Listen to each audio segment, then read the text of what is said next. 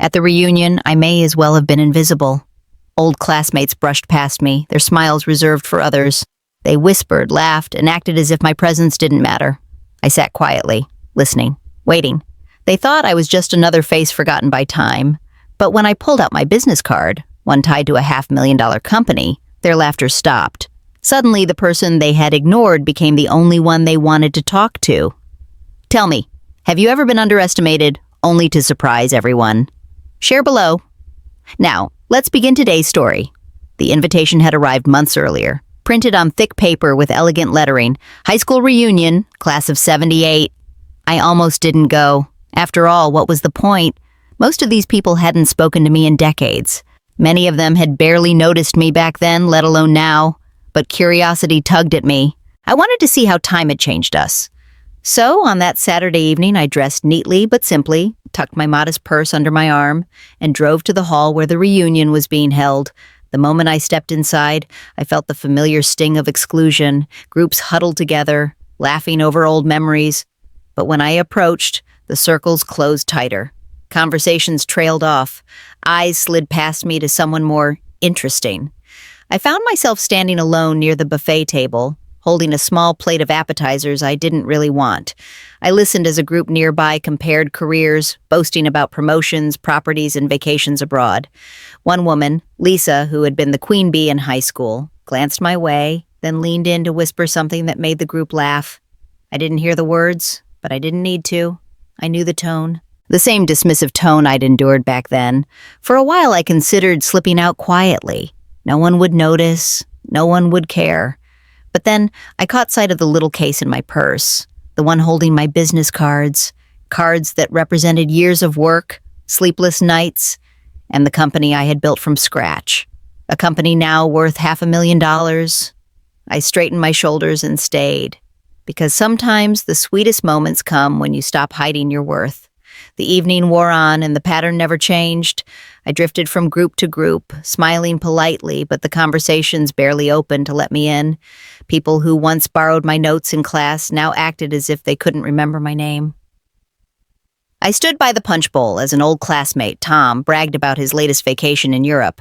His wife chimed in about their second home on the lake. Another boasted about their child's Ivy League degree. Each story grew louder, richer, meant to impress. No one asked about me. Not once. Instead, Lisa glanced over her shoulder, her eyes flicking across my simple dress, and smirked. "You've kept quiet all night," she said, loud enough for everyone to hear. "What have you been up to? Retired already?" Laughter bubbled around her words. Heat crept up my neck, but I forced a steady smile. "I've kept busy," I said softly. She tilted her head, waiting, her eyes sparkling with that same condescension she wore in high school. But before I could answer, she turned back to her circle, dismissing me with a wave of her hand. I sipped my punch and said nothing more, because sometimes silence is not weakness, it's patience. I listened as they went on, trading stories like trophies. They had measured their worth in vacations, cars, and status symbols. I measured mine in years of building, nights spent working long hours, and the satisfaction of seeing my small idea grow into something real. When the music started, couples danced, old friends posed for photos, and I stayed at the edge of the room, alone, but not empty. Inside my purse, the little case of cards waited, cards that bore my name, my title, and the logo of a company valued at $500,000. I traced the outline through the fabric, steadying myself. There would be a moment, I knew, a chance to let the truth slip quietly into the room. Not with boasting, not with arrogance, but with the calm assurance of someone who has nothing left to prove. For now, I waited, because sometimes letting people underestimate you makes the reveal that much sweeter. The moment came when one of the organizers, a kind man named George, clinked his glass to get everyone's attention. He had been making rounds, checking in on each guest, and finally he reached me. "Well," he said with a smile, "we've heard from so many tonight. Lisa just shared about her daughter's graduation, Tom about his vacation, but we haven't heard from you yet. What have you been up to?" Every head turned. For the first time all evening, the room's eyes landed squarely on me. Lisa leaned back in her chair, smirking as if she already knew the punchline. "Yes," she said sweetly. "Do tell. We'd love to know what you've been busy with." I took a slow breath, reached into my purse, and pulled out the small leather case. The room went quiet as I slid one card free and placed it on the table in front of me. It was simple, clean, my name in bold letters, my title, founder and CEO, and beneath it, the logo of the company I had built, now valued at $500,000. Silence stretched, then Mr. Harris, one of the old classmates who'd been bragging earlier, picked up the card and read it aloud. His voice faltered. "Wait, you're the one behind this company? I read about it in the paper last year. They said the valuation was impressive. 500,000, wasn't it?" Murmurs rippled across the table. People leaned closer, passing the card around, their earlier arrogance dissolving into surprise. Lisa's smirk froze. Her cheeks flushed as she tried to laugh it off. "Oh, well, anyone can print a card." But no one was listening to her anymore. They were leaning toward me now, asking questions, suddenly eager for details. "How did you get started? What inspired you? Are you hiring?" For the first time that evening, I wasn't invisible. I didn't gloat. I didn't raise my voice.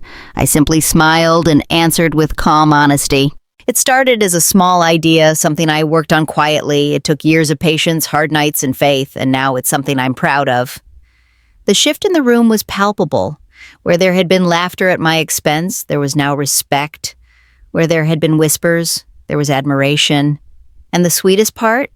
I hadn't needed to prove anything. All I did was slide one little card across the table and let the truth speak for itself. Once the card had made its way around the room, the energy shifted entirely. People who had barely looked my way all evening suddenly crowded closer, their voices dripping with enthusiasm. Tom, who had spent half the night bragging about Europe, leaned across the table. "You'll have to give me some tips on starting a business," he said. "Maybe we could meet for coffee sometime?" Lisa, ever the queen bee, plastered on a smile that didn't quite reach her eyes. "You should have told us sooner," she said sweetly. "We would have loved to celebrate your success. I always knew you had something special in you." Her words rang hollow, and I caught the quick flicker of discomfort behind her polished mask. The same woman who once dismissed me with a smirk now scrambled to sound supportive. Others joined in, their questions tumbling one after another. "Are you expanding? Do you have investors? Would you be open to partnerships?" I answered politely, but not eagerly. I had no need to impress them now. The irony wasn't lost on me. Just an hour earlier, I had been invisible to these people. And now, with one simple card, I was suddenly the center of their attention. My daughter's voice echoed in my memory, her advice before the reunion. "Mom, don't try too hard. Just be yourself. The right people will see you." She had been right. The right people were seeing me now, but only because they had been forced to. As the night wore on, Lisa tried to reassert herself, drawing me into conversations she dominated. But each time, someone redirected the spotlight back to me. Even the organizer, George, smiled and said, "I think tonight belongs to her." For the first time in decades, I didn't feel like the quiet girl pushed to the edge of the room. I felt seen, not because I demanded it, but because the truth of my journey commanded it. When I excused myself to step outside for air, Lisa followed, her voice softer, almost pleading. "Listen," she said. "I hope you don't take any of the jokes the wrong way. We were just catching up. You know how people are?"